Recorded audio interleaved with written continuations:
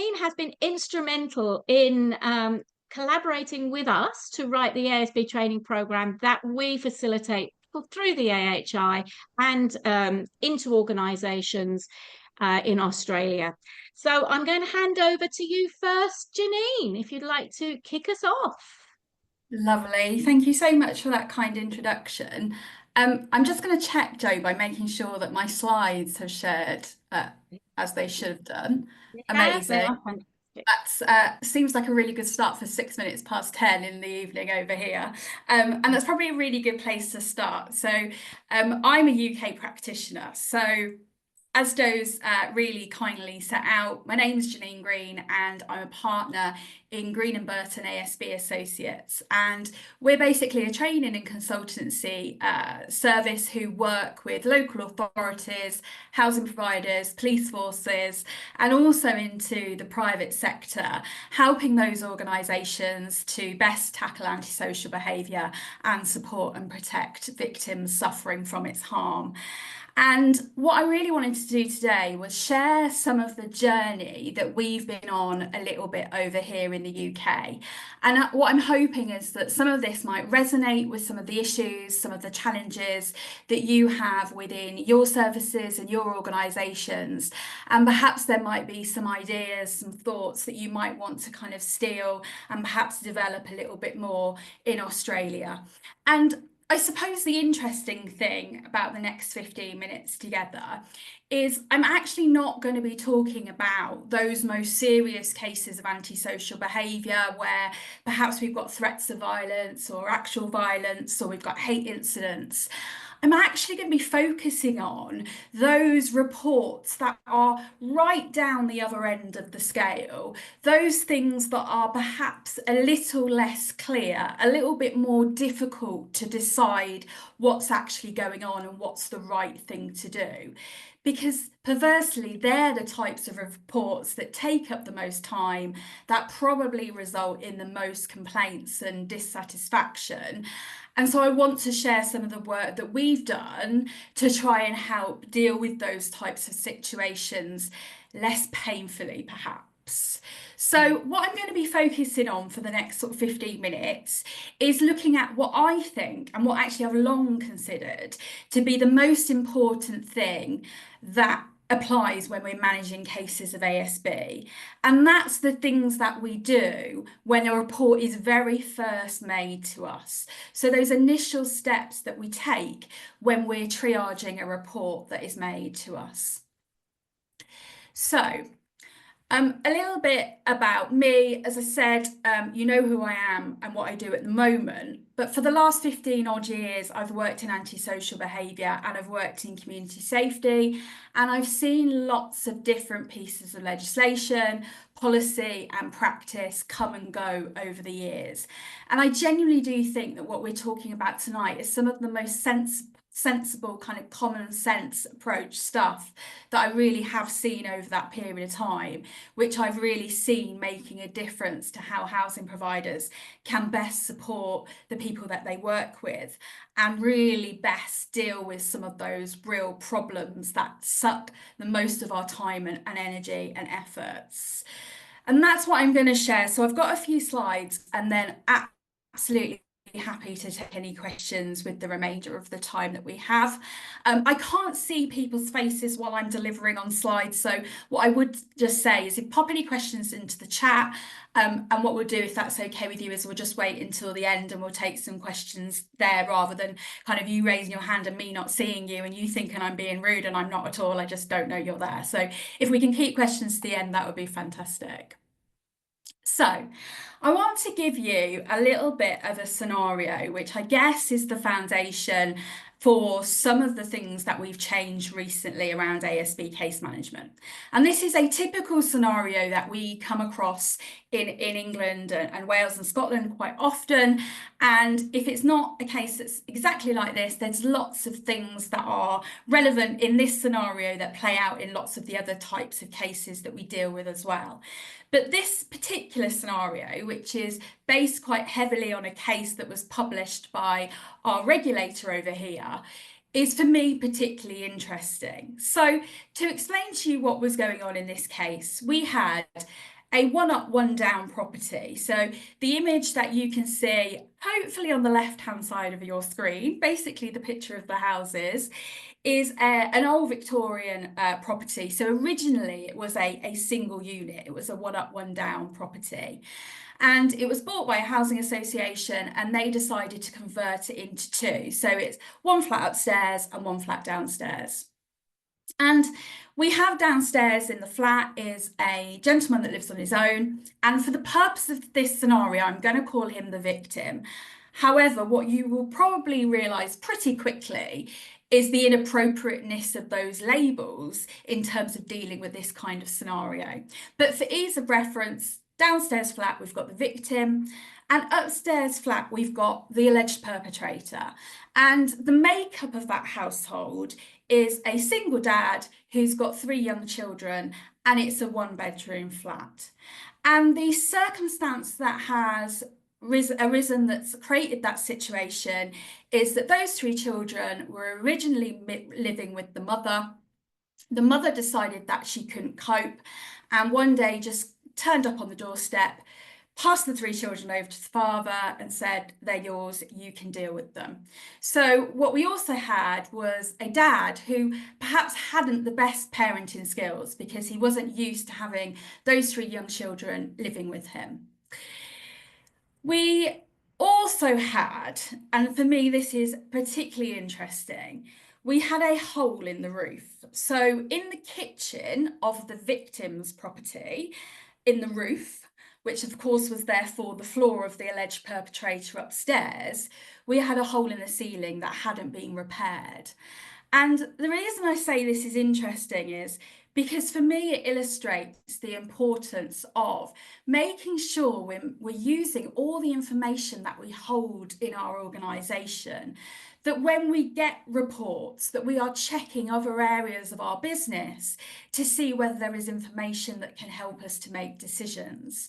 Because unfortunately in this scenario, it wasn't picked up by the housing officer that there was this outstanding repair.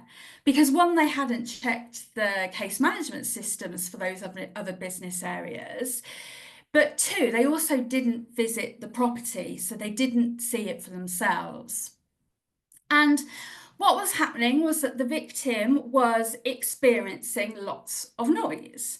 And it was things like young children walking across the floor upstairs. It was about the toilet being flushed multiple times through the night. It hearing shouting. And it was about those kind of noise disturbances that were going on day in and day out. And for that victim, it was causing a huge amount of disturbance and a huge amount of nuisance. And there was no denying that, because the other thing that had happened was the housing association had received a letter from that victim's doctor to confirm that they were on medication, and actually that medication had to be increased because of the lack of sleep that was causing, and it was exasperating their medical conditions. And the victim was expressing things that were incredibly concerning. They were saying they were struggling to cope, that they didn't think they could take it any longer, and they were clearly really affected by the noise that was going on.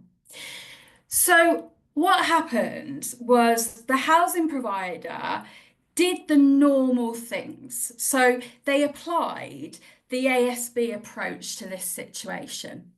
And I can absolutely see why that happened, because the housing officer was presented by a tenant who was clearly suffering nuisance. They were absolutely experiencing noise disturbance. And it was absolutely, undoubtedly causing an impact. You know, they could hear that in the tenant's voice when they spoke to them. They could see it in the tenant physically when they saw him. They had the evidence from the GP, from the doctor, that it was having an impact. So from the housing officer's point of view, they felt like they were doing exactly the right thing. So they opened a case on their ASB case management system. And by doing that, that generated an ASB case reference number. It also meant that one party was assigned to the victim, so the gentleman below, And the person upstairs was assigned the title, the label as a perpetrator.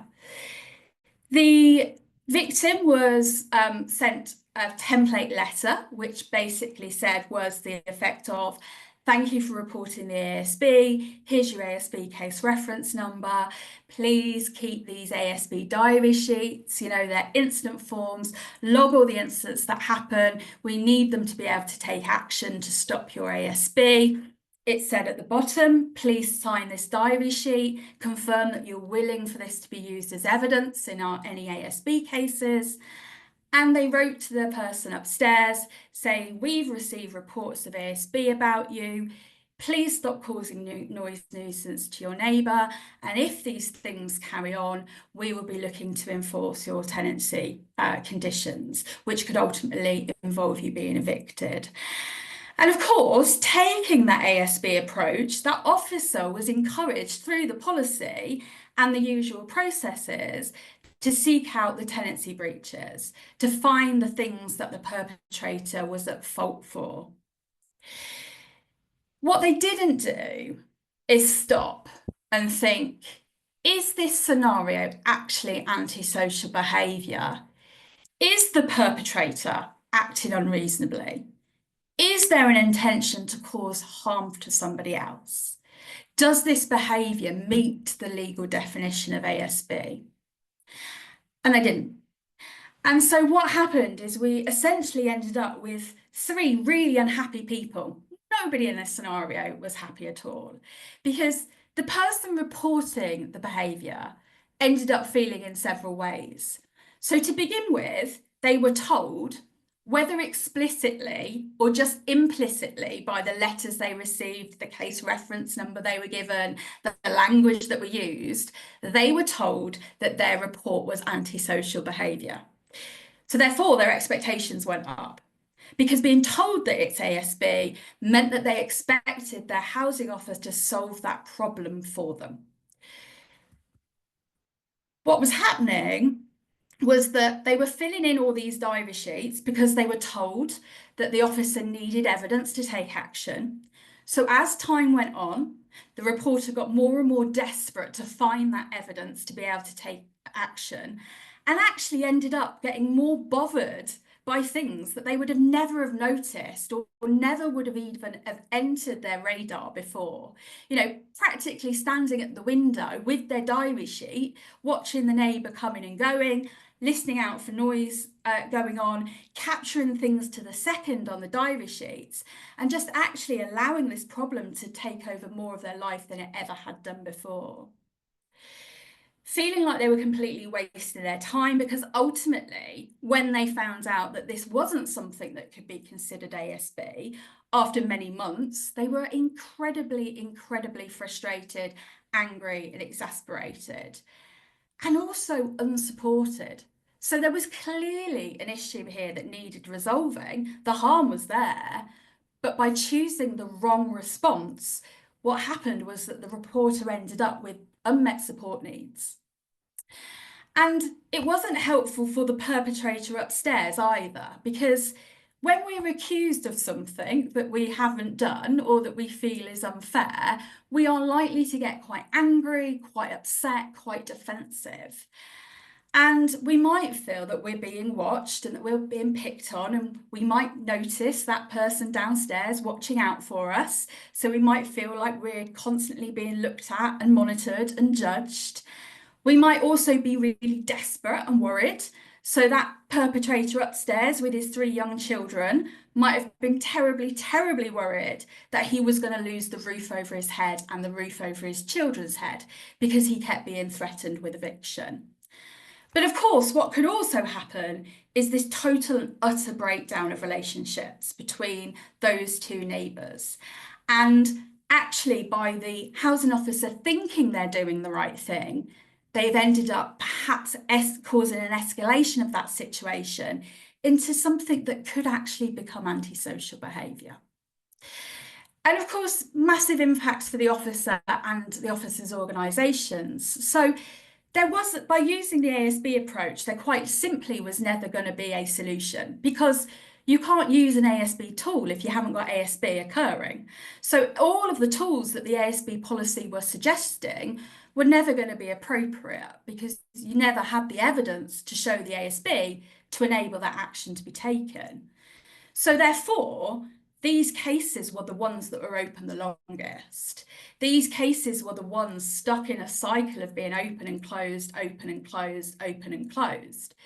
These cases were taking up 80% of the officer's time, when really the majority of the officer's time should have been on those high-risk, serious cases.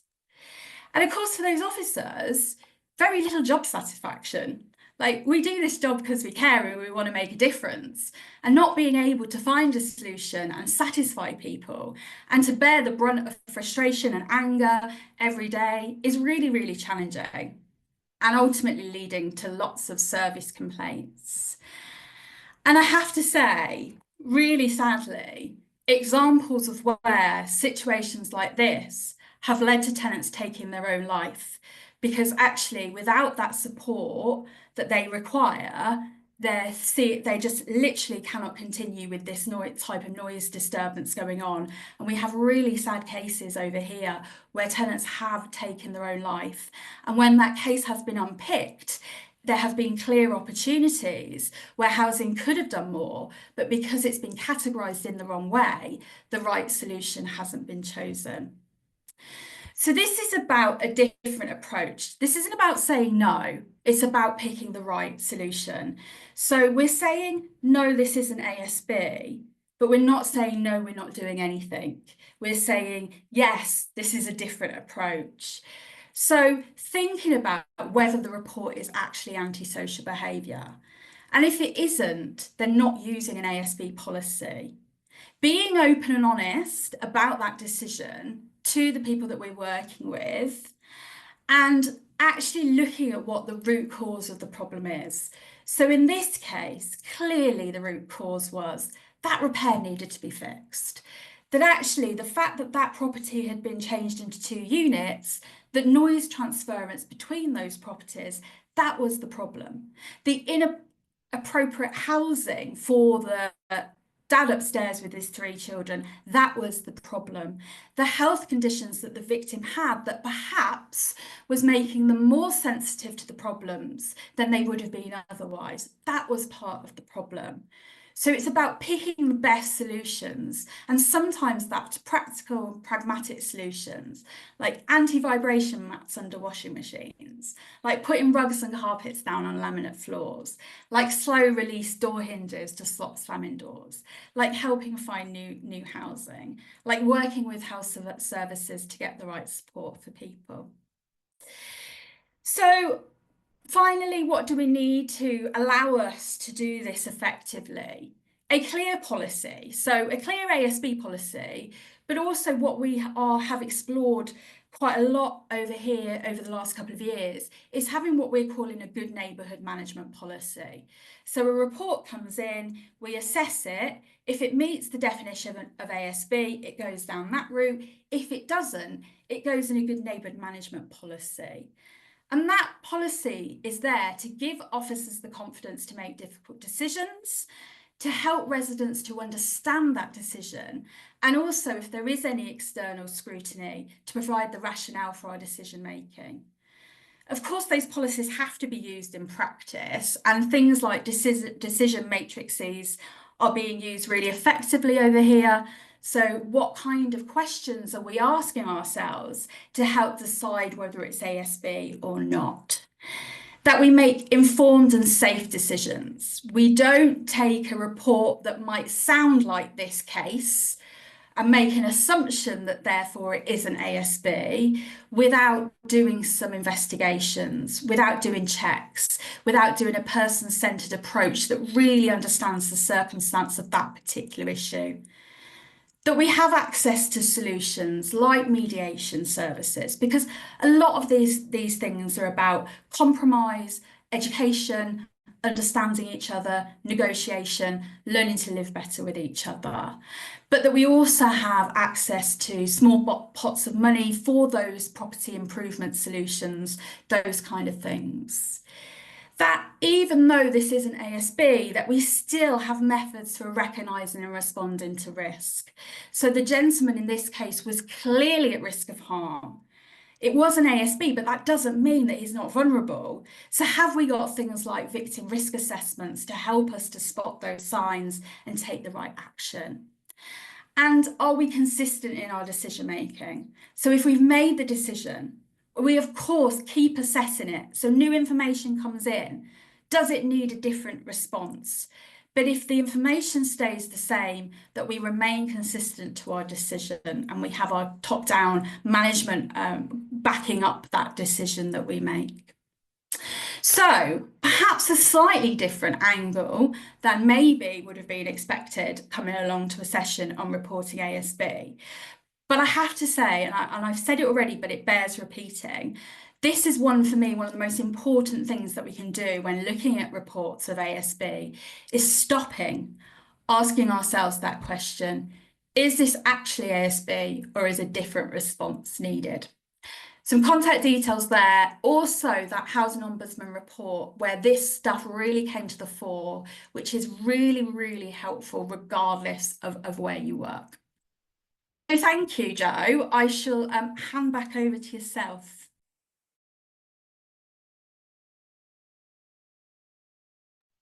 Oh, Jo, I'm on I think. Yeah, fantastic, Janine. Thank you so much for that. What you outlined there, and because we've worked really closely on the ASB training, that program that we provide in Australia and across New Zealand through the AHI as well. What you've outlined there is the fundamentals to the ASB training program that Big Picture Training provide. And my key takeaways from that were, firstly, checking other areas of the business for other issues that might be impacting. And that's often one of the first things we forget to do, is do that. Taking a trauma-informed approach and making sure that you think about the big picture, pardon the pun, the big picture rather than just the immediate issue that's being brought to your attention.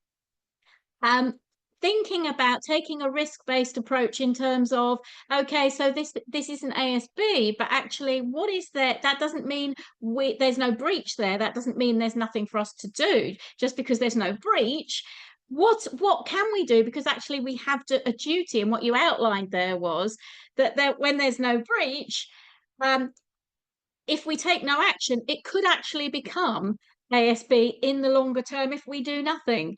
So doing nothing isn't really an option, just to say, oh, well, that's not antisocial behaviour, and do nothing.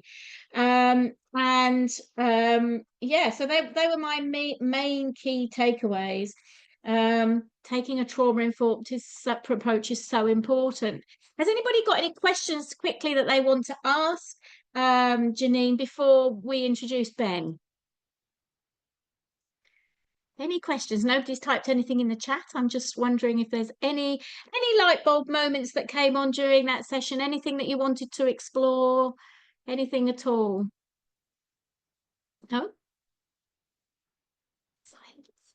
Okay, well, let's move swiftly on. You may have questions by the time Ben has finished his presentation. So we'll move on to Ben Hunt then. So Ben, let us in on the secrets of recording and reporting ASB. Fantastic. Thanks, Jo. They are very big shoes to follow as well in Janine. So thanks, Janine. You've set me up a treat there.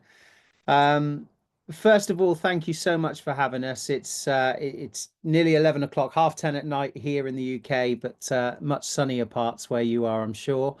My name is Ben Hunt. As Jo mentioned, I'm the managing director of a company in the UK called Case Management Solutions Group, and we help landlords with simple tech solutions that are incredibly innovative, although I say it myself. So where did it all go wrong for me? So I've had 22 years worth of experience in dealing with antisocial behaviour and community safety for my sins. It feels a lot longer than that, as I'm sure many of you can agree with as well. I fell in love very early on with the victim support work.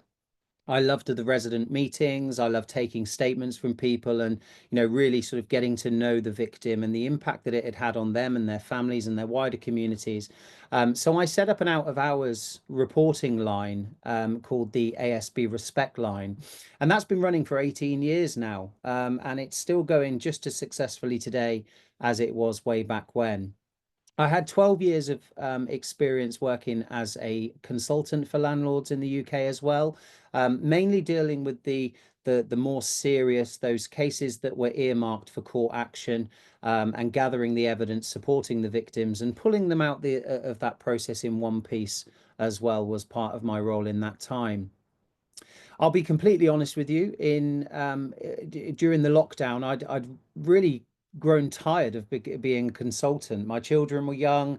I was out on the road for 4 or 5 days a week, and I wanted a bit of a change. And at the time, my team and I had lots of antisocial behaviour cases for lots of different landlords in the UK that we were managing.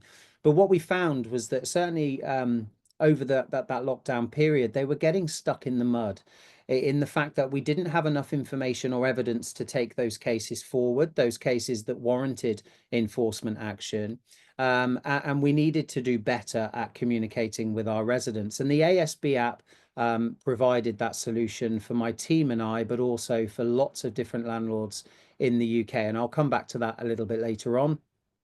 In 2023, last year, I took over as Managing Director at Case Management Solutions Group, and it's home of the React case management platform, which I know I would say this, but in the UK, it's known as the #1 case management system for ASB and community safety. It's a product that's been on the market in the UK for about 14, 15 years now, and it's known as a best of breed system. 2025 is nearly upon us, and it promises to be a really exciting year for us because we do have our newest project and product launching, which is called New Sense. It's a new common sense approach to noise monitoring, so very closely linked with the scenario that Janine just run through. Our mantra at Case Management Solutions Group is to record, monitor and report. And all of our services tick those boxes for landlords in one way or the other. I think today's session, when Joe mentioned this to me as an opportunity, I thought for me it would probably work out being a lot more great research from me than anyone else in the room. We are also in discussions with a Canadian and also a Dutch landlord as well to see if the approach that we're taking in the UK with regards to all of our different services, whether they could be lifted and dropped into different environments and have the same positive outcomes. So I'm really keen when we have a breakout discussion and all those questions come flooding in shortly, then I'm really keen to learn what your essentials and your non-essentials are when looking at ASB as a subject as well. And of course, any good practices that you have, things that you find work really well around antisocial behavior and allow you to get a grip of the more serious or the lower level situations as well. And I think, just as Janine mentioned, we are always open for advice. I'm a true believer in that tackling antisocial behavior, certainly the more serious high level cases, is an absolute must. And if we can ever lend any advice or support to our colleagues overseas, then we would really, really appreciate that opportunity. Now, I'm just going to run through a few of our services at Case Management Solutions Group. And it's very, very difficult for me to do things like this without it coming across as a sales pitch. But the reason this is not a sales pitch is because we're not currently live in Australia. These are I'm touching on the services to highlight things that really do work when it comes to ASB in the UK. And I'm sure that the core principles in Australia are exactly the same. Whether that's for our React case management platform, that is a system that teams would use daily to log and monitor ASB cases. And it's the most simplistic system that you could ever dream of. So I'll touch on that throughout today's session. The ASB app, of course, my baby of a service that is live with over 180 landlords in the UK and literally transforming the way that antisocial behavior is logged and reported by residents as well. An out-of-hours respect line service, that out-of-hours telephone number that's available for residents, which I'm incredibly proud of, and then New Sense as well, which again, I'm really, really keen to get your feedback on to see if that approach could work in your area as well. So first of all, then, what we find works incredibly well is an out-of-hours telephone line of sorts for antisocial behaviour. I'm sure at the moment, as is the case in the UK, that landlords have an out-of-hours maintenance and repairs option. So if they phone your main office number and your offices are closed and they have water pouring through their ceiling or a smashed window, whatever the case may be, then they can pick up the phone and speak to someone within your organisation's repairs team. And in turn, I would imagine that there's a process to send a contractor out to make the situation safe. The ASB Respect Line is that very concept, but for antisocial behaviour. And it's a service that, you know, really works well because people pick up the phone and actually speak to us when the problems are happening. So it's 10 o'clock at night. Resident is suffering noise nuisance or domestic abuse, or youngsters getting into the communal areas of buildings, and they want to be able to speak to someone at the time it's taking place. I don't know what the situation is with the police in Australia and whether the response time is any better here than it is here in the UK.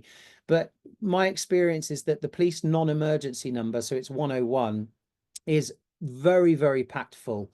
It's very busy. The numbers of calls are through the roof, and antisocial behaviour gets thrown into that 101 number, and therefore the response time is just dreadful in the UK. So the respect line does ease that in some respects, because the resident doesn't need to contact the police and have things logged if it's just for the housing team the next day. They can call our team, vent their frustration, tell us everything that's happening, get that seriousness across of just how much impact this problem is having on their lives and them inside their own homes. And in turn, we log the details, we report it through to the police or environmental health on behalf of the resident, which has become a key part of the service. We did a survey a couple of years ago, and residents told us overwhelmingly that they were really reluctant to contact the police or environmental health to report things when they're happening out of hours.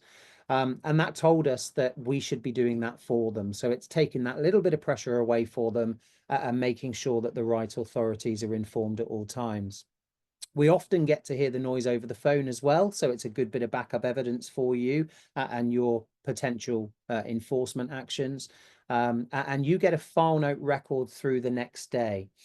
And this, of course, is not a sales pitch for our service. We're not live with you, and I don't think I'll be taking calls during the UK daytime to take calls for your out of hours. However, it is something that I think should really be considered, because landlords that we work with have commented so many times that the ASB Respect Line service has just changed their approach and their residents' approach to reporting ASB when it's needed most. So just to run through a few stats, which I always sort of pull out as some quite interesting ones. We've updated these actually for 2023 just recently. This always was sort of pre-COVID before. But in conjunction with 10 of the clients that use the ASB Respect Line in the UK, covering around about 100,000 properties, it was found that, non-surprisingly, I'm sure, 88% of ASB incidents reported were happening out of hours. They may very well be reported by the resident to you during the working day, but that 88% figure was identified as the incidents taking place outside of Monday to Friday, 9 to 5. 68% of reports received outside of working hours in 2023 were related to noise. And I suppose that's an unsurprising fact for many of us. I'm sure that noise levels, dominate the most reported ASB types, but nevertheless, noise music, noise banging, and noise people categories made up a majority of those calls. Quite an interesting one that I always touch on is the number of threats of violence or actual violence reports. In 2018, so just 6 years ago, there was less than 2% of the reports we received via the Respect Line out of hours related to those things. And in 23, we had a real spike, and this is sort of post-COVID now. And I think the main reason for this that we saw was that it's because people are spending a lot more time at home. You know, people's working arrangements have changed. A lot more people work from home now, and therefore have more interactions with their neighbours. But of course, at the same time, I suppose there's more opportunity for that relationship to go south as well. And this is a really key part of our service. And this is what the respect line, oh, if I just go back up, apologies. This is the main part now in my mind of what the respect line does. Before the COVID lockdown, we were making an average of 10 welfare calls to residents a week. And that was outbound welfare calls to residents, checking in and seeing how they are every week or a couple of times a week, and then noting the details down if they had any problems. But the COVID lockdown completely transformed that part of the Respect Line service. We now make over 500 welfare calls to people up and down the UK every single week, which amazingly is 26,000 calls per year. It doesn't seem real, but it's something that we're incredibly proud of. And most importantly, it's something that works. What residents often tell us on those welfare calls is that they don't want to be calling and reporting antisocial behaviour every single time it happens.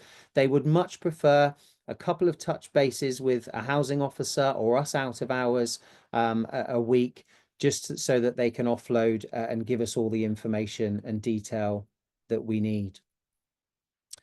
Now, the ASB app, as an example, is a slightly different approach. So we've got the out of hours call handling, so the inbound and outbound calls, which work really well. Residents, you know, seem to adapt to that really, really well. But the ASB app was a slightly different tool. And I think one of the big things that comes through from audits and inspections in the UK of landlords is that communication is absolutely key. We need to make sure that our services are also easily accessible. So the emphasis should be on the landlord to make sure that the residents can simply and quickly report antisocial behaviour. And the best way that we could do that really was through modern technology. I'm not the most technical of people myself when it comes to technology. However, the ASB app is built on simplicity. It's a simple process for residents to be able to log and report their ASB journey. And the functionality of the ASB app, and again, this is not a sales pitch. We're not live for the ASB app in the Australia just now. We are looking to bring it to you very soon. But my advice would be to keep the simplicity, keep the functionality as simple as you possibly can. You know, and we went for photos, videos, noise recordings, and diary sheets, the good old diary sheets that Janine mentioned earlier on. But it's just, it allows residents to report any form of ASB, whether it's tenancy related, an ongoing issue with one neighbour or one household, but it's also lends itself to community or locality based issues, those one-off problems of fly tipping or damage to property, whatever the case may be.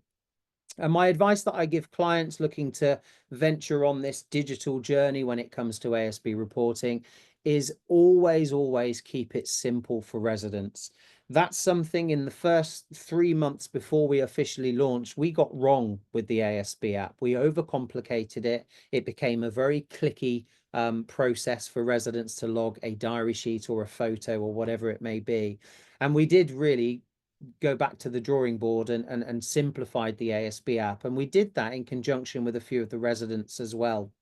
And again, these scrutiny panels that are popping up in the UK with landlords, so working closely with residents to identify what works, what doesn't, what they want to see in the future, it is absolutely the way forward, I think.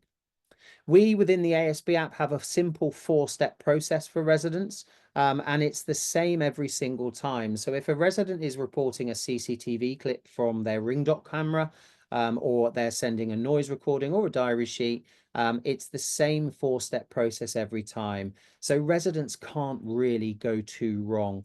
The reporting process is simple. We have a direct message function for closer case communications with residents as well. And that's quite a sweeping statement. And it sounds so obvious that, you know, communication is one area that, you know, very often gets picked up in audits and case reviews, and that feeding back of the information to the resident involved, checking in to see how they are and whether or not there have been any problems. That direct message function takes away the need to be on the phone to the resident constantly and following up email after email without any response. So I would definitely encourage that to be included. Ongoing case reports or one-off reports too. You know, we've changed and we've rolled with the punches, as it were, with the ASB app. The first version wasn't the best. It was very basic and straightforward, but we've rolled with the punches and we've extended our service in line with what the resident users have wanted to see. The notifications for you as staff users or the case officers, of course, incredibly important. If residents are reporting issues to you and you don't know about them, then it's going to slip through the gaps. So again, notifications for staff users every single time is an absolute must. And also, one of my biggest bugbears of dealing with antisocial behaviour so long is going into an association and having all the information on the system, but then not being able to extract it quickly for things like court attendances or multi-agency meetings. You need a system like the ASB app or something similar that allows you to get your information and evidence into line really quickly when you need it.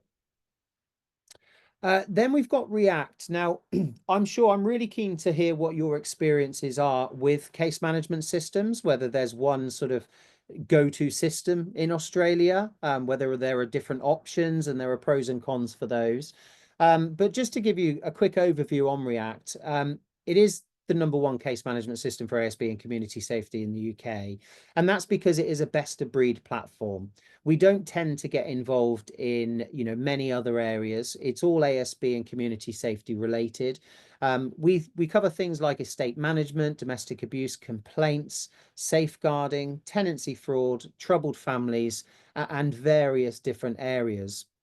The thing I would say about React, I've lost my notes here on my other screen, but there we go. I'll freeball this. The key functionality of React is that it's simple and easy to use. It can be used on the go as well. So for staff users that are mobile in their role, housing officers out doing visits, site inspections, and things like that, then React is a system that can be used on the go. I think in this day and age, that is a really, you know, key part of any web-based platform. But I come back to it over and over again with all of our services. They are built on simplicity. You know, it's really user friendly, colorful. It shouts and screams at you whenever there's a problem or whether there's an action stage that needs completing for a case. And I think that's one of the key things to bear in mind when it comes to a good quality yet simple case management system. And finally, nuisance. Again, I'm just going to throw this open to questions and certainly on for the people watching the recording as well later on. But nuisance is our version of noise monitoring equipment that in the UK would normally be installed by an environmental team. So an environmental health or an environmental protection team. And they install these little noise monitors into a property where the resident is experiencing excessive noise issues. It's almost like a step above the ASB app, really. The ASB app's on someone's phone. It's quick, it's simple to use, but of course it's a mobile phone. So you are dependent on the quality and the age of the mobile device. Most modern devices have noise cancellation technology in them for obvious reasons to make sure that telephone calls are a lot clearer. However, when you're trying to record noise that's happening in the background, that can be quite counterproductive. So these NewSense noise monitors, we're launching that in January, and we're going to be installing them into live cases where people are experiencing high levels of noise. And the NewSense units will hear everything the human ear hears. So it's a lot more nailed down as a recording. Obviously, the evidence value is fantastic as well. One of the key features for this, which I don't know of any other noise monitoring units have this, is that the recordings made by a resident are available to the case officer in live time.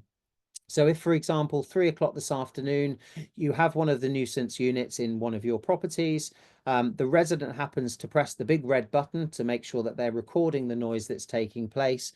You as the case officer will be notified in live time that that has happened, and you will also have the ability then to go on and listen to that evidence and extract it if it can be used for your enforcement actions. So again, the open-ended question there is, do you use something like this? Would you use something like this if it was readily available? And if you do, how much do you pay for them? Because the number in the UK was £10,000 for one of these noise monitoring units. That's not ours, by the way, but that's the ones that are readily available on the market. And that has a massive impact on people's budgets. In turn, the waiting time that residents have to, waste on these waiting lists for these units. It's a real problem. And we see our new Sense units that are low cost. We're going to rent them out for about £1,500 a year. So nowhere near the 10,000 budget to buy them.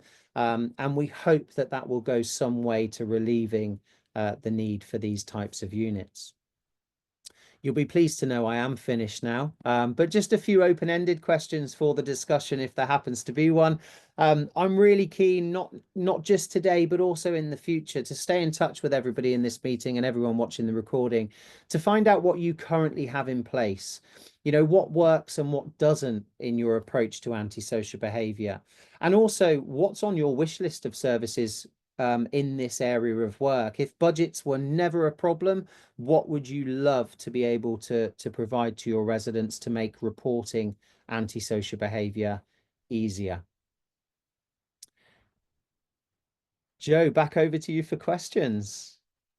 Thank you so much, Ben. There was so much wrapped up into that presentation. I just want to take it back just quickly. And there were sort of four elements to that, really, wasn't there? If you want to stop your share now, there was sort of, if you can figure out how to do it, there was sort of four elements. Do you want me to do it for you? There we go. I've done.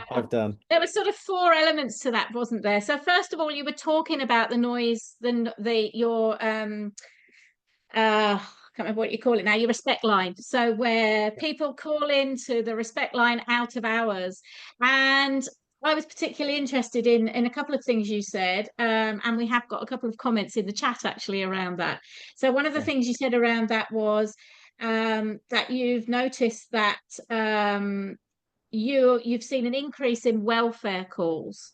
And I was interested in that one, why you think that might be. And Karina Carroll actually asked, are they just calls to people who have reported ASB recently? So those welfare calls, are they calls to people who've reported ASB recently? And why do you think there's been an increase in those? Yeah, really good question. So they actually started out as just a part of our service. We had a couple of hours spare every evening, that we couldn't really fill with much. We were just waiting for the phone to ring. So we thought about rolling out loneliness calls initially. Yeah. So people that are lonely, they may have lost a partner, they might be elderly, they might live on their own. And it seemed a good way to spend that spare time really on the out of hours service.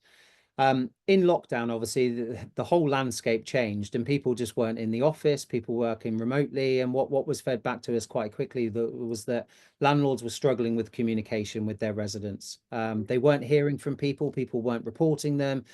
So we decided to take the welfare to them rather than having them call us and report incidents when they happen or not, as the case might be. We then asked landlords to pick out a list of people that they would like us to stay in touch with on their behalf out of hours, a Sunday afternoon, a Wednesday evening, whenever suits them best. And there was just such a clamor for it. It shows that the landlord is reaching out to residents and checking in on them, making sure they're okay.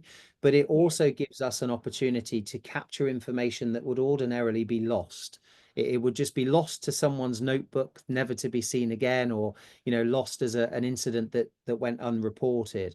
And it's a big part of our business plan for the service moving forward. We see this being a key part that we're going to put even more emphasis on, making those outbound calls as well as just waiting for residents to report ASB themselves.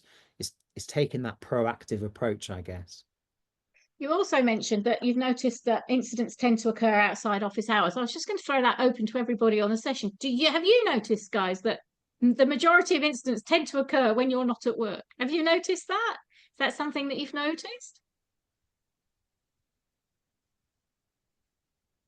Ours just occur all the time. Morning, afternoon, overnight, all of the above.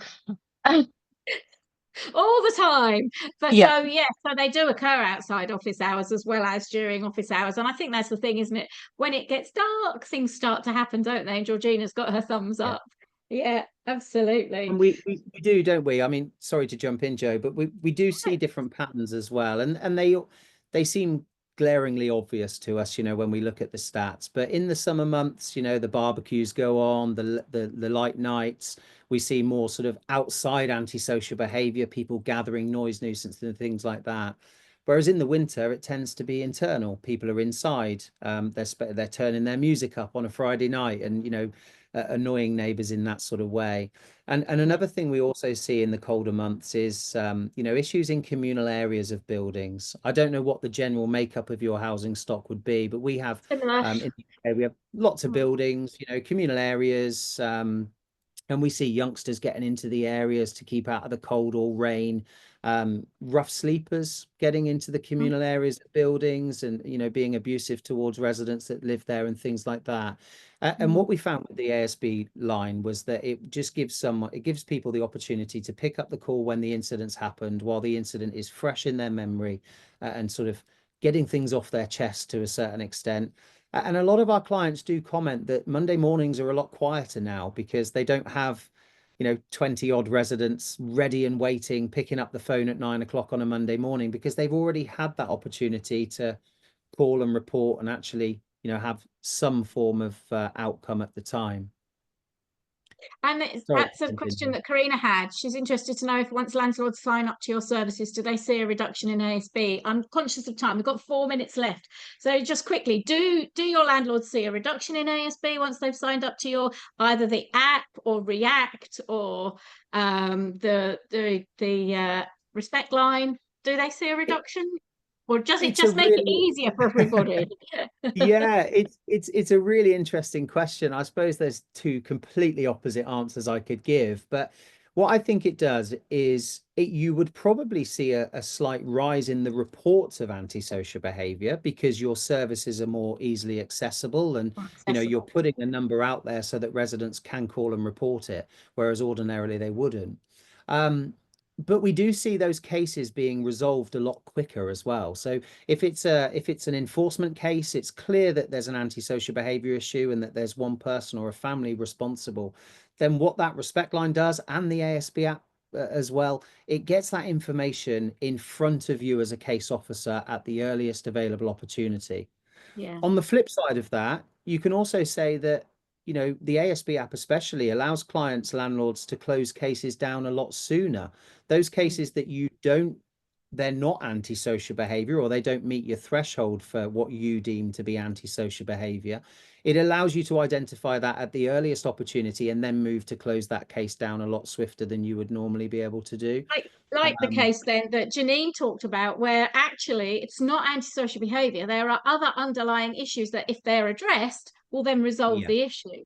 So for me, I'm passionate about this because obviously having worked in the UK and still working in the UK as well as Australia, for me, I can see the big divide between what we've got in the UK and what we have in Australia. And one of the things you have in the UK that we don't have in Australia is a really good case management system, a method for collecting that evidence. And that's the hard thing, being able to, when you have got a case, present that evidence at tribunal in a way that gets the tribunal member to take it seriously. And that's what the ASB app particularly does.